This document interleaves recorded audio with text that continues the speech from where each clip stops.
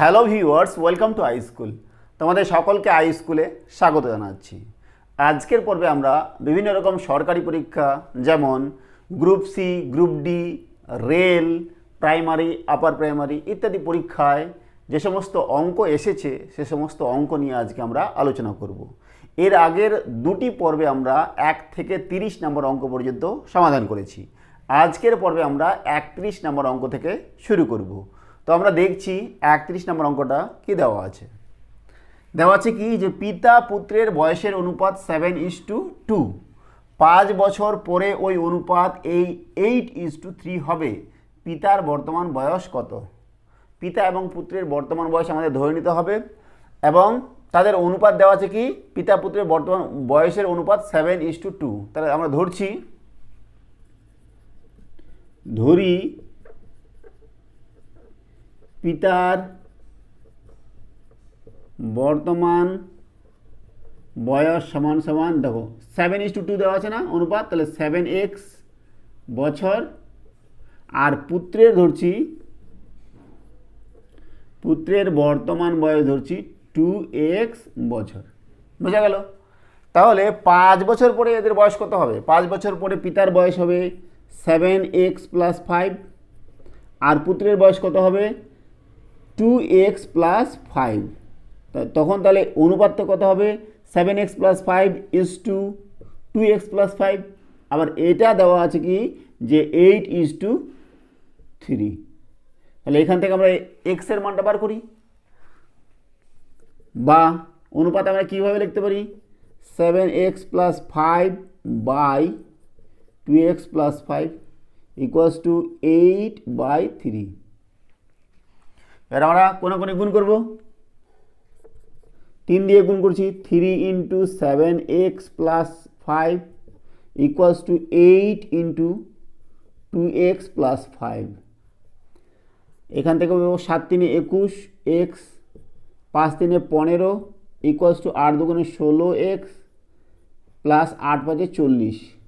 এক্সগুলোকে একদিকে নিয়ে আসি, 21x - 16x = 40 - 15। তাহলে কত হচ্ছে 21 থেকে 16 বাদ দিলে 5x সমান 40 থেকে 15 বাদ দিলে হচ্ছে আমাদের 25। তাহলে এখান থেকে x কত পাচ্ছি, x সমান পাচ্ছি 25/5 মানে 5। x পাচ্ছি আমরা 5। আর আমাদের কি বার করতে বলেছে যে পিতার বর্তমান বয়স কত। তাহলে পিতার বর্তমান বয়স আমরা ধরেছিলাম 7x, তাহলে 7 × 5, তাহলে পিতার বয়স কত হবে 7x অর্থাৎ 7 × 5 7 × 5 = 35 বছর। 35 বছর। এই ডি নম্বরটা হচ্ছে আমাদের সঠিক উত্তর। 32 নম্বর অঙ্ক, দুটি সংখ্যার অনুপাত 3:10। প্রতি সংখ্যার সাথে 6 যোগ করলে ব্যস্ত অনুপাত হয় 12:5। সংখ্যা দুটি কত? দুটি সংখ্যার অনুপাত দেওয়া আছে 3:10 এবং এদের সাথে 6 যোগ করলে ব্যস্ত অনুপাত হয় কত 12:5। তো আমরা করছি, দেখো সংখ্যা দুটো আমরা ধরে নেব।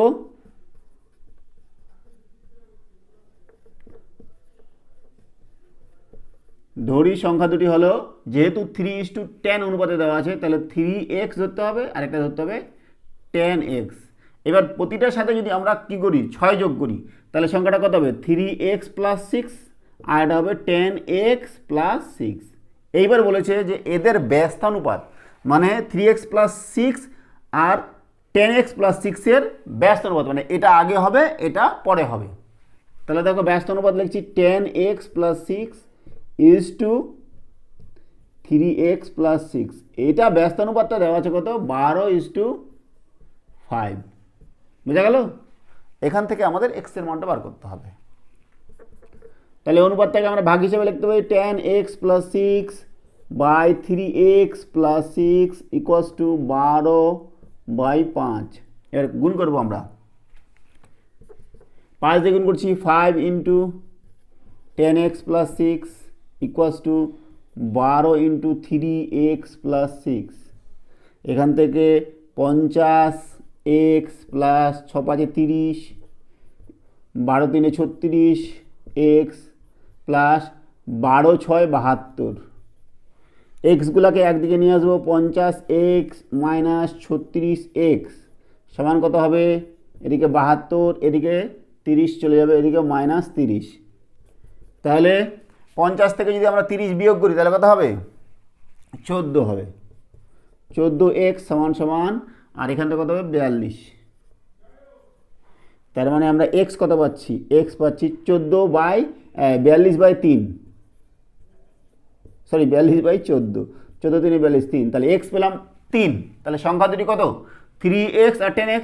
তার মানে 3x মানে হচ্ছে 3 × 3 মানে 9, আর একটা সংখ্যা হচ্ছে 10x, তার মানে 10 × 3, তাহলে 30। সংখ্যা দুটো কত হচ্ছে, 9 আর 30, 9 আর 30। বি নাম্বারটা আমাদের সঠিক উত্তর। 33 নম্বর অঙ্ক কী দেওয়া আছে, 3 অঙ্কের ক্ষুদ্রতম পূর্ণবর্গ সংখ্যার বর্গমূলের অর্ধেক কত। দেখো 3 অঙ্কের ক্ষুদ্রতম পূর্ণবর্গ সংখ্যা হচ্ছে 100, এটা পূর্ণবর্গ সংখ্যা, কারণ 10-এর স্কোয়ার হচ্ছে 10-এর স্কোয়ার সমান সমান 100। তাহলে 3 অঙ্কের ক্ষুদ্রতম পূর্ণবর্গ সংখ্যা হচ্ছে 100। তো 3 অঙ্কের ক্ষুদ্রতম পূর্ণবর্গ সংখ্যার বর্গমূলের অর্ধেক, এর বর্গমূলের অর্ধেক, তাহলে বর্গমূল কত 10 আর অর্ধেক মানে /2, তার মানে কত হচ্ছে 5। অ্যান্সার কত হবে 5। এ নাম্বারটা আমাদের সঠিক উত্তর। এবার করছি আমরা 34 নম্বর অঙ্ক।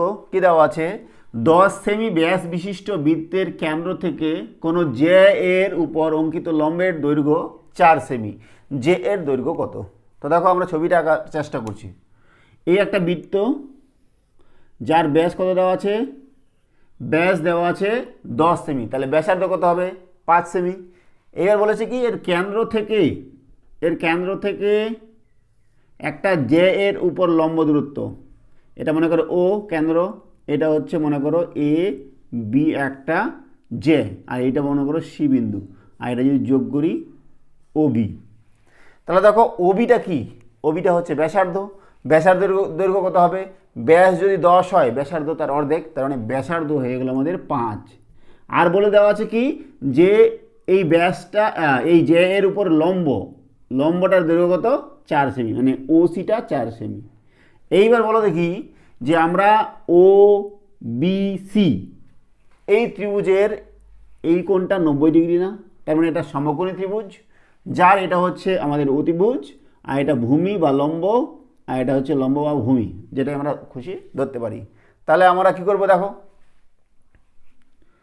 ও বি সমান সমান হচ্ছে 5 সেমি, আর ও সি সমান হচ্ছে 4 সেমি। তাহলে আমরা এখান থেকে ত্রিভুজ ও বি সি এর অতিভুজ স্কোয়ার, আচ্ছা ভূমি স্কোয়ার মানে O C square plus BC square সমান সমান অতিভুজ স্কোয়ার করতে পারি ও বি স্কোয়ার, ঠিক আছে না। এখান থেকে দেখো ওসিটা কত, ওসিটা 4, তাহলে 4-এর স্কোয়ার প্লাস বিসিটা আমরা জানি না, বিসিটা বার করব, বিসি স্কোয়ার সমান সমান ওবিটা হচ্ছে 5, 5-এর স্কোয়ার। তাহলে এখান থেকে আমরা বিসি স্কোয়ার সমান কত, 5-এর স্কোয়ার মাইনাস 4-এর স্কোয়ার, 5-এর স্কোয়ার 25, 4-এর স্কোয়ার 16, তাহলে 25 থেকে 16 বাদ দিলে 9, তাহলে বিসি কত √9, তার মানে 3 সেমি। বিসিটা 3 সেমি, আর বিসিটা যদি 3 সেমি হয় তাহলে এবিটা কত হবে, এর ডবল, এসি আর বিসি সমান হবে, তার মানে এটা 3 সেমি হলে এটা কত হবে, টোটালটা কত হবে, অতএব এবি সমান সমান 2 × 3 সমান সমান 6 সেমি, 6 সেমি। এই বি নম্বরটা আমাদের সঠিক উত্তর। নেক্সট অঙ্ক কী দেওয়া আছে যে 2 - √3 তার হোল স্কোয়ার ইন্টু 7 + 4 √3 = কত। করছি দেখো এটা স্কোয়ার আছে, তাহলে এখান থেকে আমাদের ইকুয়ালস লিখতে পারি, এটা স্কোয়ারটা যদি ভাঙাই a - b তার হোল স্কোয়ার সূত্র হচ্ছে a² - 2ab + b², তাহলে a কত এখানে 2, তাহলে 2² - 2 × 2 × √3 প্লাস √3 স্কোয়ার, ঠিক আছে না। আর এটা যেরকম আছে ওরকমই থাক, 7 + 4 √3, তাহলে এখান থেকে আমরা কী পাবো 4 মাইনাস 2 দুগুণে 4 √3 প্লাস 3 √3 স্কোয়ার মানে 3 ইন্টু যা আছে এদিকে 7 + 4 √3 4 আর 3 কত 7 7 - 4 √3 আর হচ্ছে এদিকে 7 + 4 √3 তাহলে এখান থেকে কি দেখো এটা কিসের সূত্র যে a + b × a - b এটা হচ্ছে a² - b² এর সূত্র আমরা কি জানি যে a² - b² = হচ্ছে a + b × a - b এই সূত্রটা আমরা কাজে লাগিয়ে এখানে অঙ্কটা করব তাহলে কত হবে a² - b² তার মানে 7 এর স্কোয়ার - 4 √3 তার হোল স্কোয়ার 7 এর স্কোয়ার মানে হচ্ছে 7 × 7 = 49 আর 4 এর স্কোয়ার মানে কত 16 আর √3 উঠালে তার স্কোয়ার করলে 3 49 আর 6 3 18 8 হাতে 1 3 3 4 48 তাহলে 49 থেকে 48 বাদ দিলে কত হবে 1 উত্তর হচ্ছে আমাদের 1 সি নাম্বারটা সঠিক উত্তর। নেক্সট অঙ্ক আমরা করছি যে 3টি ক্রমিক সংখ্যার যোগফল 27 পরবর্তী 3টি ক্রমিক সংখ্যার গড় কত 3টি ক্রমিক সংখ্যার যোগফল দেওয়া আছে তো ক্রমিক সংখ্যা আমরা যদি একটা x ধরি তবে ওটা কত হবে ক্রমিক মানে তার পরেরটা x + 1 তারপরটা হচ্ছে x + 2 এই তিনটা সংখ্যার যোগফল দেওয়া আছে 27 তাহলে যোগ করছি x + x + 1 + x + 2 সমান ইকুয়ালস টু হচ্ছে আমাদের 27 তাহলে কত হলো 3x + 2 × 3 সমান 27 তাহলে 3x সমান কত হবে 27 - 3 তার মানে 24 তাহলে x কত হবে x সমান 24/3 3 8 24 8 তাহলে সংখ্যা তিনটি কত একটা হচ্ছে 8 তারপরে হচ্ছে 8 + 1 মানে 9 তারপরে 10 তাহলে তিনটি ক্রমিক সংখ্যা হয়ে গেল 8 9 10 আমাদের বলেছি কি যে পরবর্তী তিনটি ক্রমিক সংখ্যার গড় কত তাহলে পরবর্তী তিনটি ক্রমিক সংখ্যা কত হবে এর পরের ক্রমিক সংখ্যা হচ্ছে 11 12 13 11 12 13 এদের গড় কত হবে এদের গড় অবশ্যই 12 হবে কত হবে 12 আমাদের ডি নাম্বারটা সঠিক উত্তর। নেক্সট অঙ্ক কি দেওয়া আছে যে √49 এর বর্গের বর্গমূল কত এত এর বর্গের বর্গমূল দেখো এত এর বর্গ এটা তার বর্গমূল এটা তাই না তাহলে বর্গমূল আর বর্গ কেটে যাবে তাহলে কত হবে 49 আর বর্গমূল 49 এর বর্গমূল কত 7 7 49 তাহলে +-7 উত্তর হচ্ছে +-7 সি নাম্বারটা সঠিক হবে।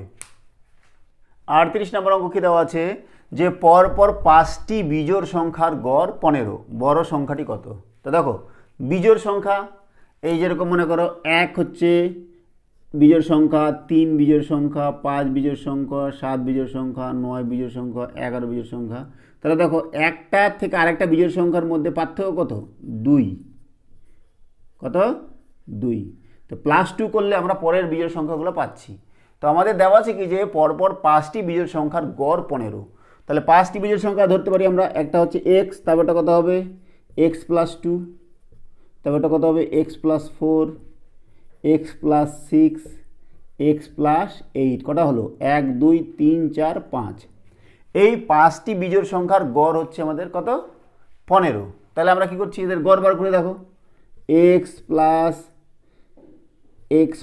2 + x + 4 x + 6 x + 8 এদের গড় মানে এদের যোগ করতে হবে ভাগ কত হবে 5 এই গড় দেওয়া আছে কত 15 তাই না তাহলে দেখো উপরে কত হচ্ছে এখান থেকে x কটা একটা দুটা তিনটা চারটা পাঁচটা 5x প্লাস আমরা যোগ করছি 2 আর 4 6 6 6 6 12 12 আর 8 12 আর 8 হচ্ছে 20 ঠিক আছে নিচে কত 5 সমান 15 তাহলে দেখো এখান থেকে এই 5টা এদিকে নিয়ে গেলাম তাহলে 5x + 20 সমান সমান 15 × 5 15 5 75 এখান থেকে এখান থেকে 5x ইকুয়ালস টু 75 মাইনাস 20, তার মানে কত হলো 55। এক্স কত, এক্স 55 ভাগ 5 11, তাহলে এক্স হয়ে গেল 11। আমাদের চেয়েছি কি বড় সংখ্যাটি কত, তাহলে বড় সংখ্যাটি কত, এক্স প্লাস 8, এক্স হচ্ছে 11, তাহলে বড় সংখ্যাটি কত হবে এক্স প্লাস 8, তার মানে 11 প্লাস 8, তার মানে 19, বড় সংখ্যাটা হচ্ছে 19। ডি নাম্বারটা আমাদের সঠিক উত্তর। নেক্সট অঙ্ক, দুটি সংখ্যার যোগফল 240, ভাগফল 3, তাদের বিয়োগফল কত। তো আমরা সংখ্যা দুটি ধরতে পারি, তাদের যোগফল আমরা ধরছি, সংখ্যা হচ্ছে এক্স আর ওয়াই, এদের যোগফল 240, তাই না। আর কি দেওয়া আছে, এদের ভাগফল, তার মানে এক্স বাই ওয়াই সমান সমান 3, তাহলে এখান থেকে দেখো এক্স ইকুয়ালস টু 3y পাই না, এটা নাম দিলে মনে করো 2। এবার এক্সের ভ্যালুটা আমরা এখানে বসাচ্ছি, এখান থেকে এক্সের মান বসাচ্ছি 3y plus Y equals to 240, তাহলে কত হলো 4y ইকুয়ালস টু 240, তাহলে ওয়াই কত 240 ভাগ 4, 4 6 24, 60, তাহলে ওয়াই কত পেলাম 60। এক্স কত হবে, তাহলে এক্স আমাদের 3y, 3 ইন্টু 60, তার মানে 18 0 180, তাহলে সংখ্যা দুটি হলো 180 আর 60, এদের বিয়োগফল বার করতে বলছে, তার মানে এক্স মাইনাস ওয়াই 180 বিয়োগ 60 হচ্ছে আমাদের কত 0, 6 2 12, 6 3 18, 120, বিয়োগফল হচ্ছে 120। সি নাম্বারটা সঠিক উত্তর। 40 নম্বর অঙ্ক কী দেওয়া আছে, যে 40 এর নিকটতম মৌলিক সংখ্যার বৃহত্তম গুণনীয়ক কোনটি। 40 এর নিকটতম মৌলিক সংখ্যা আগে বার করি। দেখো 40 এর নিকটতম মৌলিক সংখ্যা কোনটা, 39 তো মৌলিক সংখ্যা না, আর এদিকে 41, 41 কি মৌলিক সংখ্যা, হ্যাঁ 41 মৌলিক সংখ্যা, তাহলে 40 এর নিকটতম মৌলিক সংখ্যা হচ্ছে 41। এর আগে দেখো 38 আছে, এটা মৌলিক সংখ্যা না, এর আগে 37 মৌলিক সংখ্যা আছে, তাহলে 37টা নিকটতম না, 41টা আমাদের নিকটতম, কাছাকাছি, তাহলে 41 হচ্ছে 40 এর নিকটতম মৌলিক সংখ্যা। এবার বলছে 41 এর মানে ওই সংখ্যাটার বৃহত্তম গুণনীয়ক কোনটি, কোনো সংখ্যার বৃহত্তম গুণনীয়ক ওই সংখ্যাটা নিজেই, তাহলে 41 এর বৃহত্তম গুণনীয়ক হচ্ছে 41 নিজেই, তাহলে কোনটা হবে, সি নম্বরটা আমাদের সঠিক উত্তর। 41 নম্বর অঙ্ক কী দেওয়া আছে, যে কোন সংখ্যার বর্গমূল থেকে 8 বিয়োগ করলে 8 হবে, মানে সংখ্যাটার বর্গমূল থেকে আমরা সংখ্যাটা ধরছি এক্স, তাহলে এক্স এর বর্গমূল থেকে 8 বিয়োগ করলে 8 হবে, এটাই তো, তাহলে root over x equals to কত হবে, এটা মাইনাস আছে এদিকে প্লাস হয়ে যাবে, 8 প্লাস 8 তার মানে 16, এখান থেকে এক্স কত হবে, আমাদের এটা রুট ওভার উঠাতে গেলে এদিকে স্কোয়ার করতে হবে, তাই না, দুদিকে স্কোয়ার করতে হবে, তাহলে এক্স কত হয়ে গেলো 16 স্কোয়ার, 16 স্কোয়ার মানে কত 16 ইন্টু 16, 6 6 36, 3 6 কে 6 7 8 9 96, আর 16 তাহলে কত হচ্ছে 256,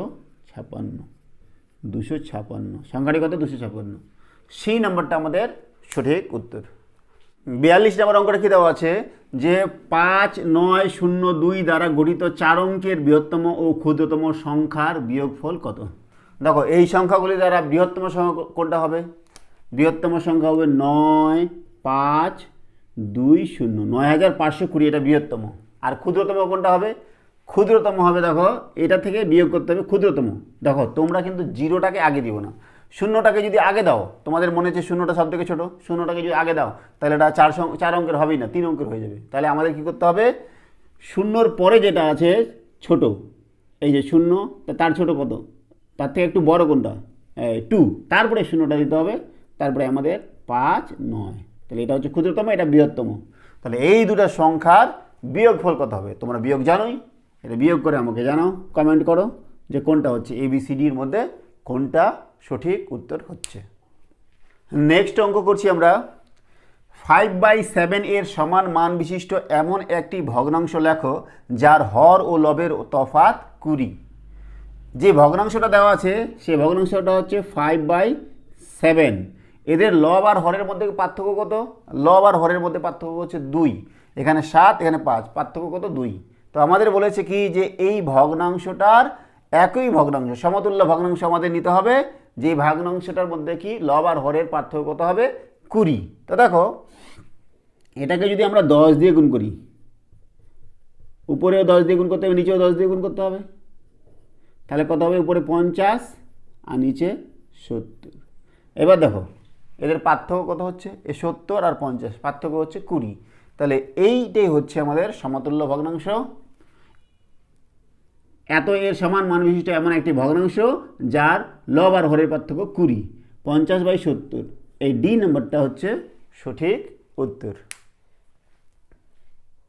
44 নম্বর অঙ্ক কি দেওয়া আছে, যে জলপূর্ণ একটি পাত্রের ওজন 9.5 কেজি, অর্ধপূর্ণ অবস্থায় পাত্রটির ওজন 5.5 কেজি, শুধু পাত্রের ওজন কত? তো দেখো একটা পাত্র আছে, সেই পাত্রটার ওজনটা কত সেটা বার করতে বলেছে। তো দেখো গোটাটাই যদি যে জলটা আছে সেই জলটা যদি আমরা এক অংশ ধরি, তাহলে পাত্রের ওজন প্লাস এক অংশ জলের ওজন সমান কত বলো তো? 9.5 কেজি, তাই না? জলপূর্ণ একটি পাত্রের ওজন দেওয়া আছে 9.5 কেজি, তার মানে এটা পাত্রটার ওজন প্লাস এক অংশ জলের ওজন। এইবার কি দেওয়া আছে, যে অর্ধপূর্ণ অবস্থায় পাত্রটির ওজন 5.5 কেজি। তো যখন অর্ধপূর্ণ আছে তাহলে জল কতটা আছে? অর্ধেক অংশ, 1/2 অংশ, আর পাত্রটা তো অবশ্যই আছে, তাহলে তখন পাত্র প্লাস হাফ অংশ জলের ওজন সমান সমান কত? 5.5 কেজি।